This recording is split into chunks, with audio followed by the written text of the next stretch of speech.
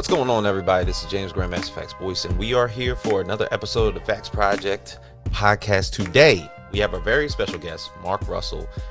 We are here to talk about the Forgotten Divine for Ahoy Comics that is currently live on Kickstarter. Thank you for being here, sir. Oh, anytime. Thanks for having me. Absolutely. And like I said, it was good. It was good to see you at Philly Fan Expo. We actually got a chance to talk about Vanishing Point.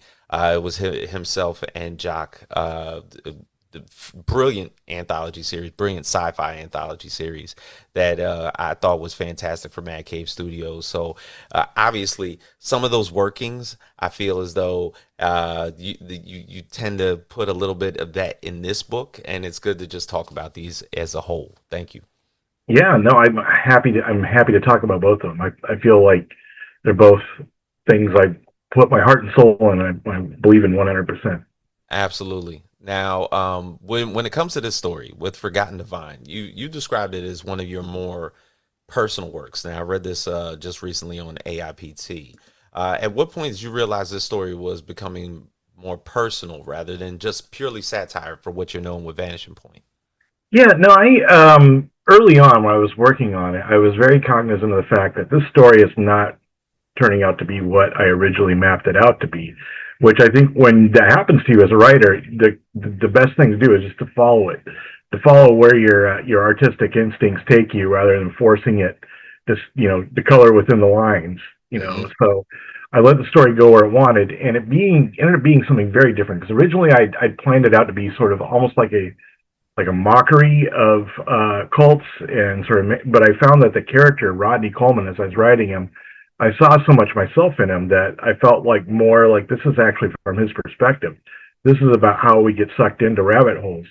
And it occurred to me as I was writing it that really what I'm writing about in the end is my own rabbit holes, my own, not necessarily conspiracy theories or cults. I'm not forming a space cult like Rodney did, but I think my rabbit hole is writing. It's Yeah. like it's the thing I'm been giving everything towards, and I've sacrificed relationships and things for it. And also, it's the kind of thing that when you have something, when you're seizing upon a story that you feel like you really got to tell or you're obsessed with, it's so hard to communicate to somebody else why this is important to you.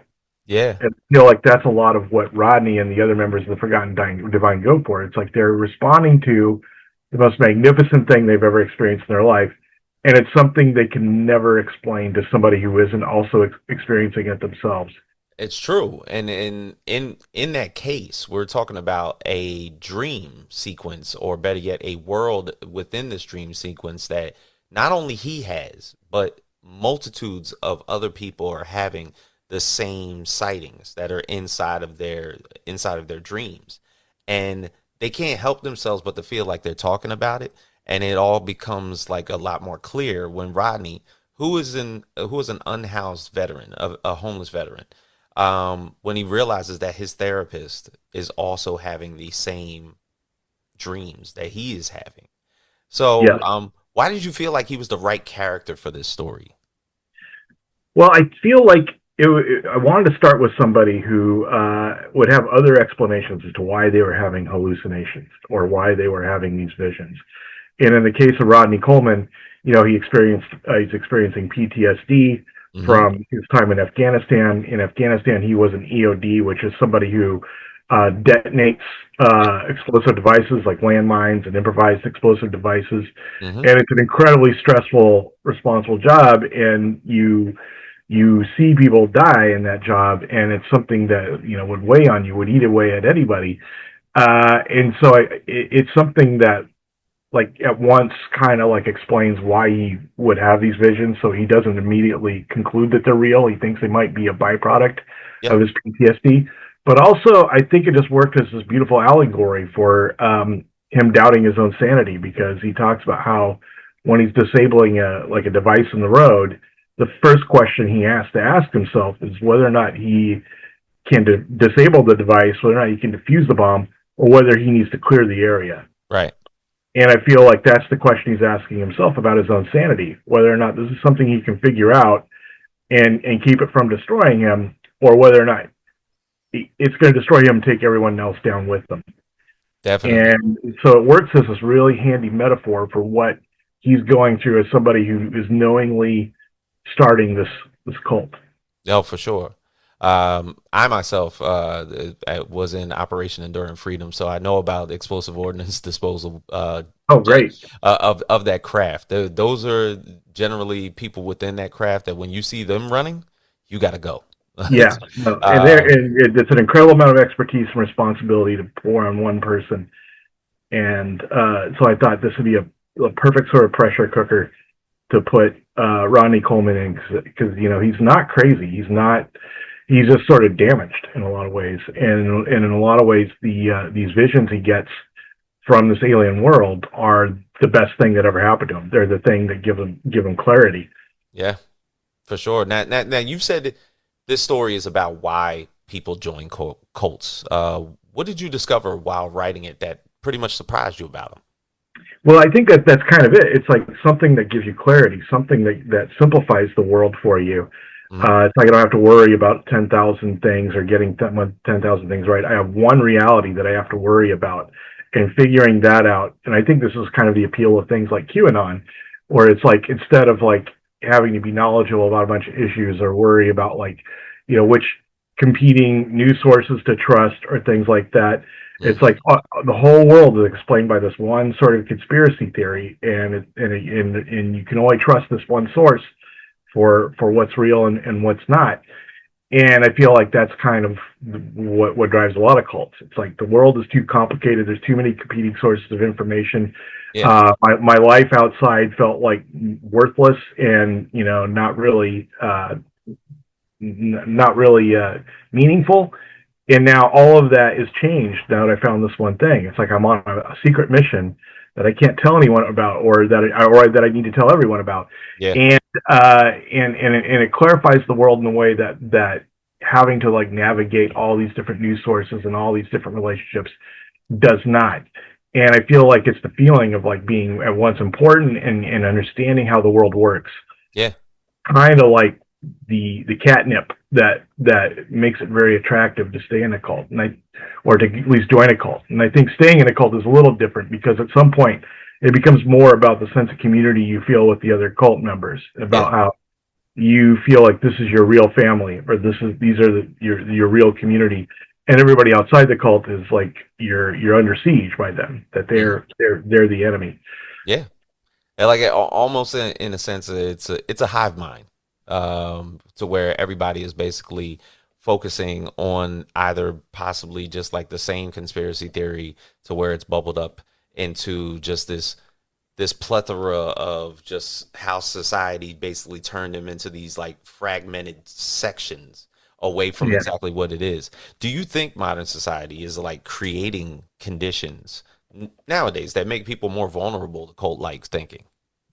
Yeah, I think it's like most of what it's doing is laying down the conditions for cults and rabbit holes and things that will Yeah. allow people to live in sort of bespoke chosen realities, as opposed to engaging in a similar reality. And it's one of the reasons why politics has gotten so more contentious and violent, because it used to be, when we had relatively few news sources and relatively few sorts of gatekeepers of information and worldviews, that it was like debating with somebody or engaging somebody who had different beliefs than yours was sort of like playing a card game. Yeah. It's like you might win, you might lose, but you are playing with the same deck of cards.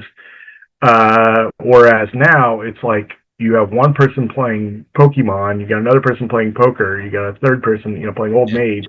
And so because there's not this common basis of shared reality, or this common agreement to the rules of the game, people are resorting to violence. People are, forming militias, or, bombing things, or assassinating people, or, it's because we no longer feel like we can trust everyone else to follow the rules or play the same game we are. Oh So yeah, for sure. they don't apply anymore. Yep. And now also even on that end, you created not only just Rodney, but so many good characters in the story. Um, to the point where Rodney almost feels at some portion of the book where he's not the central character in all of this. How did you avoid turning him into like a symbol within this entire thing, rather than being like a fully realized person. Well, I think as I began to see myself in Rodney, as I began to like sort of realize that he was not a not a satiric figure, but a tragic figure. That sort of took care of itself. He immediately started taking on sort of different tonalities, and you begin sort of seeing the world through his point of view, and thinking, well, if I were in his situations, if I were in experiencing the things he's experiencing, I can't say I would do any differently. And I feel like that's kind of the magic of his character, and also keeps him very human and feeling like three-dimensional. Because in a lot of ways, he's aware of what's going on. He's constantly asking himself, is this a cult? Am I ruining these people's lives by dragging them into this? And I think that makes him a very sympathetic figure, even though he ends up doing some things which are, really kind of horrible. For sure. Now, also, even outside of that, the story, of course, essentially dives a lot into the genre of science fiction. The story features visions of another world. Did you begin with the mystery or the themes of it? Yeah, I really kind of began with the mystery, and it was kind of based upon this podcast that I'd listened to about this nun who started having these strong. She started hearing the voice of God in her head very powerfully, but she wasn't sure herself. Is this actually the voice of God, or do I have a mental illness? And they did find like she had this irregularity in her cerebral cortex, and they said this could be causing what you're hearing. But she decided that even if this is causing what she's hearing, that doesn't mean it's not the voice of God. It could be like how God is communicating to her through this, right? This anomaly in her brain. And it was just kind of fascinating, not only the mystery, but also just her interpretation of it. Yeah. And I feel like that's kind of what is fascinating about Rodney and the members of the Forgotten Divine, not only because we don't know if these visions are real, if there's something causing them that's, like fabricating them, but also we don't know how they regard them. And the group goes over a series of different interpretations of what these visions are. They start out being the witnesses, because all they know is they're witnessing something weird and unusual. But then they change that because they don't want to be confused with the Jehovah's Witnesses. And then they become like the relevance or the revelants, because they feel like they're being given a revelation by some alien source. And then they settle on the Forgotten Divine because their prophet, who's like this 12-year-old girl, who's having the visions more powerfully than everybody else, kind of suggests that this is the actual world that they're seeing. That the world they're living in Arizona is the lie. That's the vision, and that the world they're seeing in these snatches, this alien world, is the true world that they need to be sort of they need to be ready to join. Yeah, she almost described it like it's not necessarily like just a vision. It's more memory.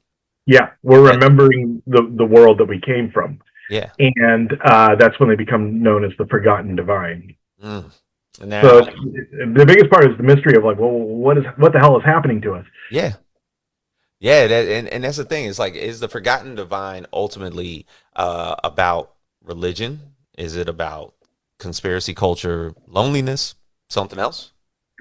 Yeah, I think it's really just about the pattern we all go through and making sense of our beliefs, and about, and I feel like this applies itself to cults. It applies itself to conspiracy theories, but it also applies itself to everything we believe. And I feel like the need not only to feel like we understand, or that our lives matter, that we're in the context of something greater than ourselves, but also just sort of the mystery having value of it in and of itself.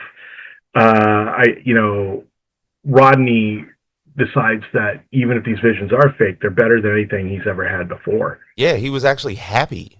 Yeah, and so it's sort of like, well, it's easy to, I mean, given like the how mundane and sort of boring most people's lives are, it's easy to understand why somebody would choose something as exciting and as unique and cosmic as something like the forgotten divine if they were having Mhm. these visions. In fact, it'd be kind of weird for somebody to choose otherwise. Mm. Now, what made Russ Braun the perfect collaborator in this project? Well, I've long been a fan of Russ's, and love the work he did with the boys. And I feel like the boys is a similar project. Not tonally, it's a very different type of story, Right? but in the terms of like it is very much about this sort of spectacular super world superimposed upon the regular world as we're experiencing it. Yeah. And I feel like that's very much what the story is about. It's about, people like who work in strip malls and are like hitchhiking in the desert, go walking past billboards, having these visions of this utterly surreal, unearth-like alien world. Yeah. And so I thought he's really great at doing both those things. He's Mhm. really great at drawing sort of a gritty, sort of like urban world, but also really great at just sort of like coming up with spectacles and visions.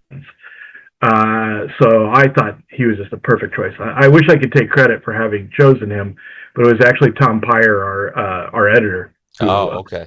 who fingered him and said, "Oh, this is the guy we want." And he had worked with Russ before and was familiar with his habits and stuff. And it really helped that we took a long time. Like we took like over a year doing the art, because that way we got to go back and forth. We got to talk about what the characters look like, about what the Yeah. alien world looked like, and I really just sort of like once I turned in the script, I just sort of let Russ cook. Just sort of let him figure it out, and he would come back to me with questions or ideas, sketches. But I wanted him just to have. I didn't want to like be looking at the watch like, where's our pages? I wanted Yeah. it to be very much like, no, let him work on something until he feels like he's got it right. True. And I feel like with the story, the both of you could have went in a totally different direction if you wanted to. So how was it important that readers eventually get answers rather than being left with ambiguity? Well, I had the ending from the very beginning of this, so I knew what I wanted the ending to be, and I knew it would be revealed. But I feel like if it had gone a different way, like if I had decided, oh, you know what, it would be better without that ending. It'd be better just being completely ambiguous Hmm. and leaving the reader up in the air. I would have gone that way. But I really felt like the ending that we used, and sort of the ending that I had from the beginning, really was kind of like the mission statement. It was kind of how I wanted to sum up not Yeah. just the story, but the themes of what I wanted to talk about from the beginning. Yeah. No, and I also feel like there's obviously the ending gives you like this big complete okey doke to exactly what's happening because we have, I guess, society here on Earth have a ways of thinking what aliens are. That they're just these highly intelligent beings, not susceptible to deception or better yet something as to what happens at the end of this book.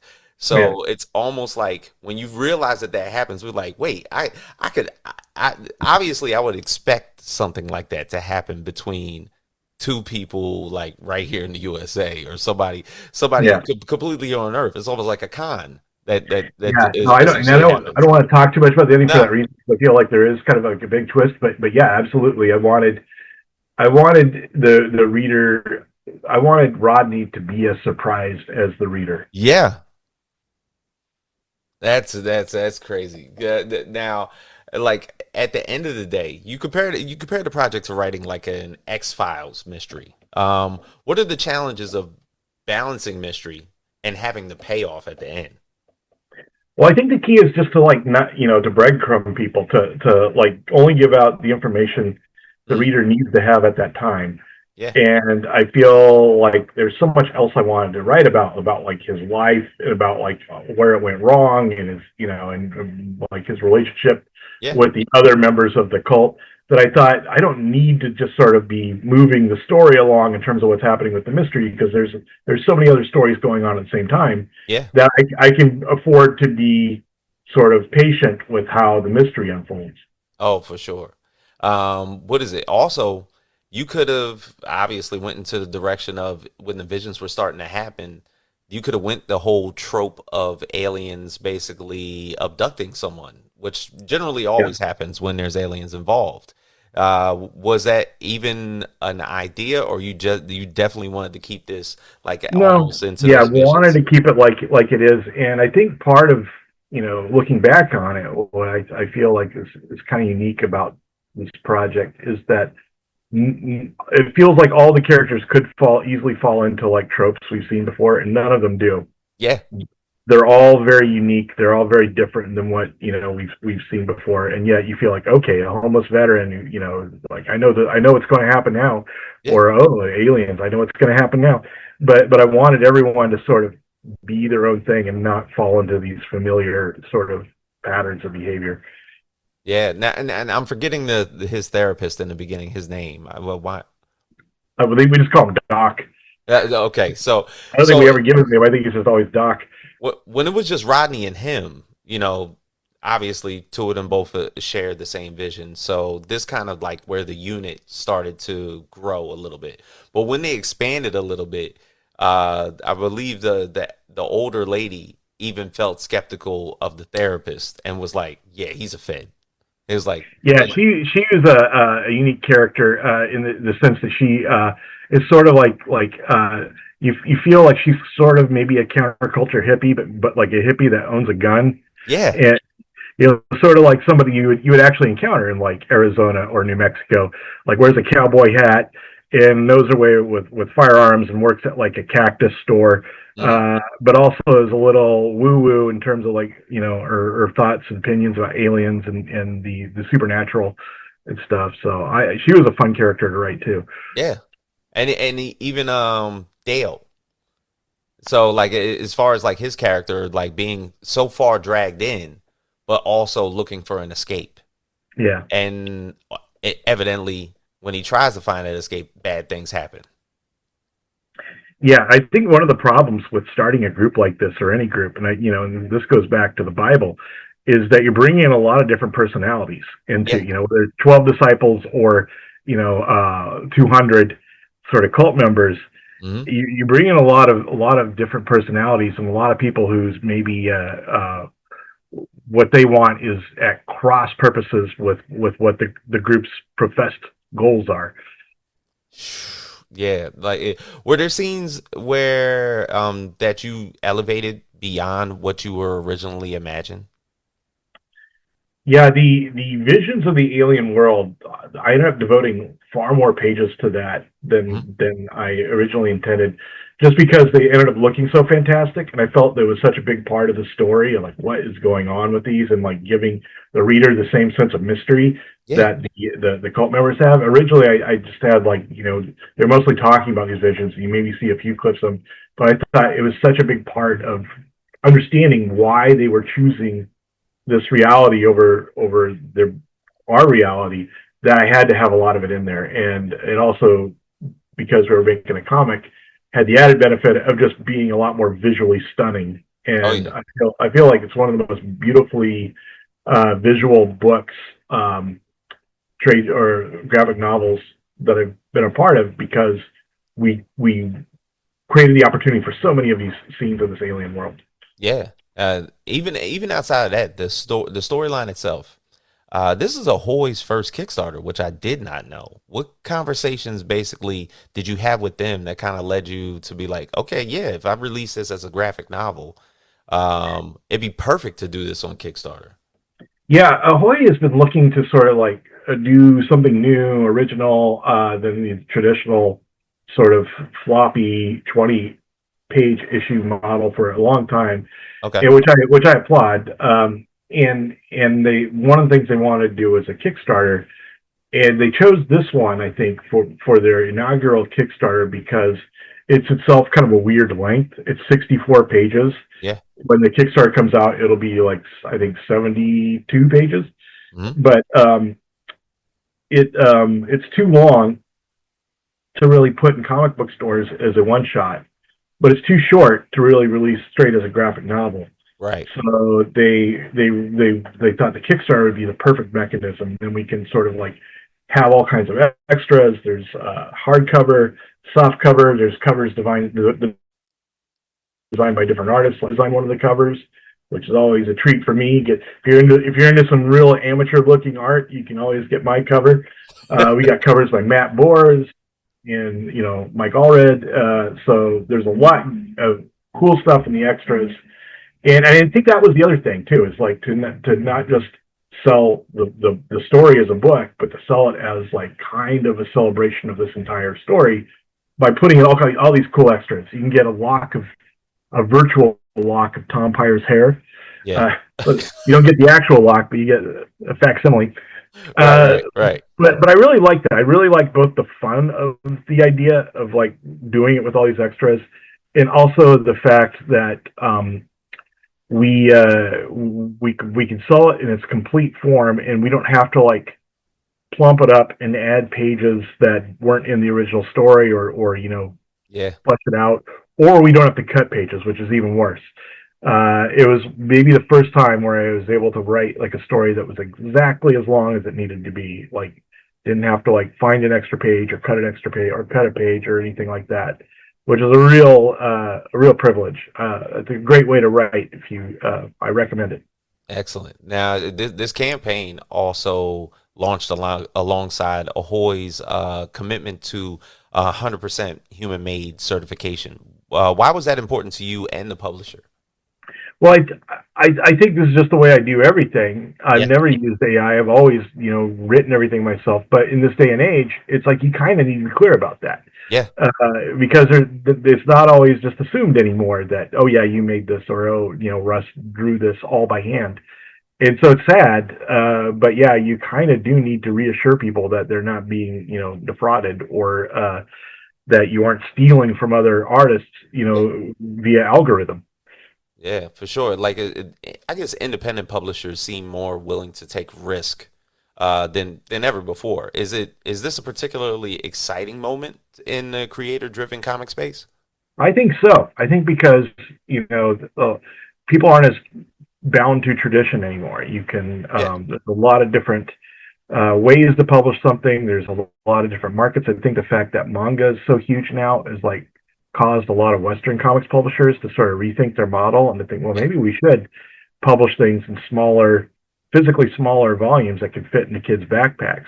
Maybe we should do things that are more serialized that kids can binge read, like manga. And I feel like it's good that the old sort of collector model of 20-page single-issue comics floppies that gradually get put into graphic novels. I think it's good that that's being broken. Yeah. I mean, there's nothing wrong with people who like that, people who want to like collect the individual floppies and then maybe get the trade or the hardcover. But you should be open to anything. It shouldn't be the only way you publish a comic. Yeah, no, totally agree. Now, also, even just looking back on the works that you've done, Not All Robots, Vanishing Point, Second Coming, now with Forgotten Divine, what themes keep pulling you back as a writer? Oh, well, I mean, there's a lot of themes that just sort of obsess me as a writer that I think come up. A lot of it is regret, like having made some choices in life that you shouldn't have made it, or that have like led you down a tragic path, which you can never quite undo, but you can come to a point of solace where you understand that the good things that you have in your life you probably wouldn't have without those bad choices too. Yeah. So it's like there's regret, but there's also the understanding that we are, and ultimately the collection of the decisions we made, and there's a lot of treasures we find on the way to whoever we end up being, and recognizing that, and also I think another one is why we believe what we believe, and I think we don't choose our beliefs so much as our beliefs choose us. We don't, it's not like people usually weigh all the alternatives and then choose the one that makes the most sense or choose the one that has the best arguments. It's like the one that they feel like they need to be true is the one that they usually believe, the one that speaks to them, or the one that makes them feel best about themselves and their place in the world.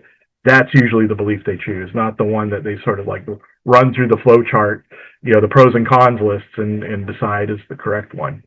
And I always find that fascinating. And I think that's what, the stories of humans, and human history is largely the story of people's beliefs, and the story of people's beliefs is usually the story of human nature. What makes Yeah. us feel good? What makes us feel good about ourselves? What makes us feel good about where we came from?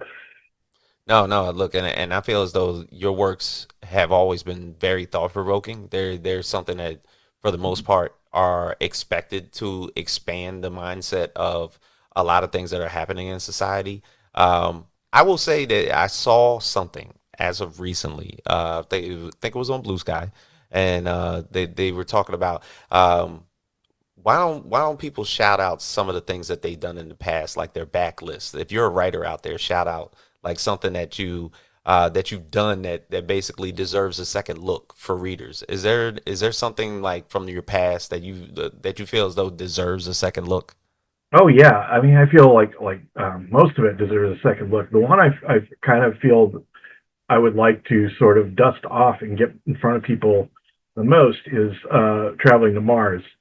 I feel like that's one that probably deserves a bigger readership. I feel like it's probably the best thing I've ever written, Hmm. and it's something that I intend to like get published, get republished and put before a wider audience, because I feel like it's not just maybe the best thing I've ever written, but it's also a story that's relevant, I think, to each and every person, especially those of us who are, kind of over the hump and are looking at the downward slope of our lives now. Yeah. And I think also, the Hanna-Barbera stuff I did, like the Flintstones and Snagglepuss, I feel Even like that was, even injecting Jetsons in Vanishing yeah, Point. right. I feel like that was not only my first love, that was not only what caused me to fall in love with comics as a medium, but it's harder to get now because Warner Brothers gave up the rights to that, so you can't. They're not printing any more of those currently. That's So it's something I would like to, if and when they are able, DC is able to reprint those. yeah. I would love, love for them to do like a trade paperback containing all 12 issues of the Flintstones and also a deluxe edition of Snagglepuss. That would be, if I had a genie in front of me, that those would be two of my wishes, which is That's an insane way to waste wishes, but that's where I am. excellent. Yeah, look, as long as you bring Droopy Dog and Yeah. Huckleberry Hound, I think I you're might good. need to find a genie that gives like 7 wishes. But if you hear of any, let me know. I got you. So some fun questions. Now, if Rodney Coleman met one of your previous characters from other books, who would understand him the best? I think Jesus Christ from Second Coming, because he understands that people are desperately in need. He understands that people want to feel like their existence wasn't a mistake, Yeah, and I think that's what Rodney gets from the Forgotten Divine, feeling like, well, I wasn't a failure. I did not crap out at the game of life. I've been chosen for this enormous responsibility, and so I feel like he is in a lot of ways kind of himself a messianic figure. So I would say Jesus as specifically written in Second Coming would not only be understand him, but probably befriend Rodney Coleman. mm. Now, also, what is the weirdest piece of research you did for a book? Oh man,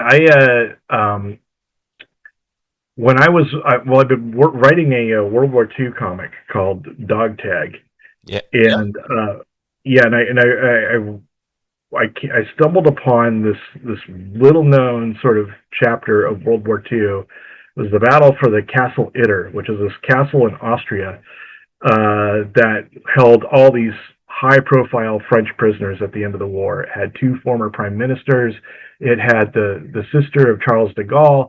It had like a former French not chess, tennis champion, Mm, like all in this prison. And it was like a resort. It was like a beautiful castle. But when they liberate this prison and free the prisoners, they realize that the SS is coming not only to retake the prison, but to kill all the prisoners inside. So you had this, and this is like in history. This is like actually happened. mm, There was only like 13 American soldiers that in the prison in the castle, and they had to defend the castle against like something like 150 SS German soldiers. So in order to defend the castle, they not only gave guns to the French prisoners to help them sort of fend off the attackers, Yeah. but they had to like ask the German guards who had been kept, the prison guards, and these sort of Austrian like guys who had dropped out of the Austrian army because the Nazis wanted just to kill civilians on sight, Yeah. and they refused to do it. So there was maybe like about 30 people, and it was the only time in the war where Americans and Germans fought on the same side. Uh, Wow. so you had these Americans, these middle-aged French people, and then these German sort of Austrian now resistance fighters to the Nazis fighting against the SS. And I thought that's one of the craziest like moments of war I've ever heard, and I thought that's got to be in the book. So Man, I did a whole issue devoted to this, and that I sounds thought, cool as hell. yeah, it's like going to be issue number 5 in Dog Tag. Excellent. Now, which fictional cult is most accurately portrayed in pop culture? Oh man, fictional cult.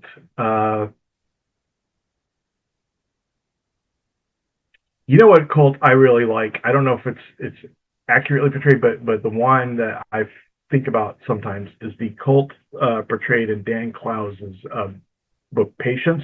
Mm-hmm. Uh, and it's sort of also a UFO cult, although it's not. It's still kind of a weird cult.